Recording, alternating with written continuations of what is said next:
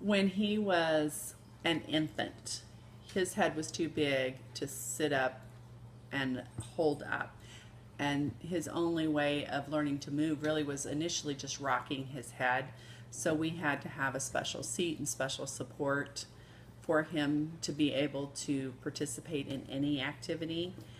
Um, and when he finally started gaining some physical control, he could roll around, but that was the maximum of his independent mobility skills until he was nearly 3.5, almost 4. But when he was 2.5, we had an evaluation done by a specialized grant that looked at different technologies, and that grant allowed him to get a mobile prone stander that has supported him. And I have to say, the year that happened, he learned, you could just see the problem solving happening and the learning happening, because even though he was able to hold his head up, he really couldn't stand up or move independently any other way. So with all the supports that gave him, he was able to reach wheels like on a wheelchair, but he was in a standing position. And that movement allowed him literally to learn visually. Because of the cortical vision impairment, movement actually helped him see more in the environment and take in more information. And as he moved in that mobile prone stander and he would get stuck, we didn't just fix the stander for him. He would run into corners of chairs, and he was even at a height that we had to watch him when he was near the kitchen table because he'd bonk his head on the table.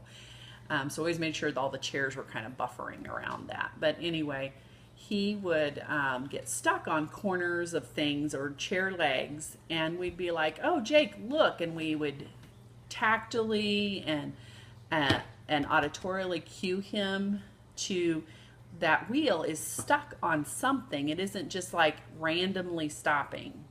And he would learn to eventually gaze toward that direction and fix it and go around that item. And sometimes that took several minutes, but we just allowed him to have that time to do that. And we had to teach the staff at school, allow him the time to do that. Because it was problem solving. He was learning how to solve a problem at the age of 2.5 and 3. And then as he got a little bit older and had more trunk control and got into a gait trainer where he learned to walk, he was able to just apply that skill of my walker got stuck, I got to back it up and turn it and move it so I can keep moving in this environment. And that allowed him to start seeing and exploring things beyond his little body and beyond his little world. And he would light up when he would find things that he didn't know were there until he got to that area. It was really exciting time to see him just continually, like daily, learn how to move and grow, and visually exploring more and more and more all the time. Then as he got older with a walker and he could walk with just a regular walker places, he continued to walk with that walker even though he didn't need it for stability anymore, because he used it like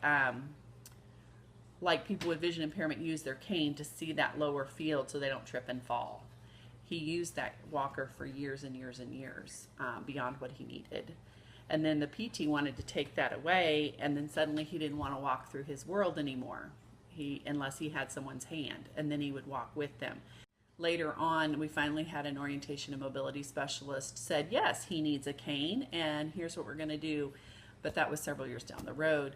But one of the first times, he'd had the cane a week, but he had always, whenever we went places, he would stay stuck to me like glue. We're at a brand new doctor's office, never been there before. He took off on me, and I'm like freaking out because where is he going? I don't know where he's going. He doesn't know where he's going, but he wants to go see it. So it was exciting and a little scary at the same time, but it was wonderful to see him gain that independence because he felt safe enough to leave me and go somewhere on his own and explore his world.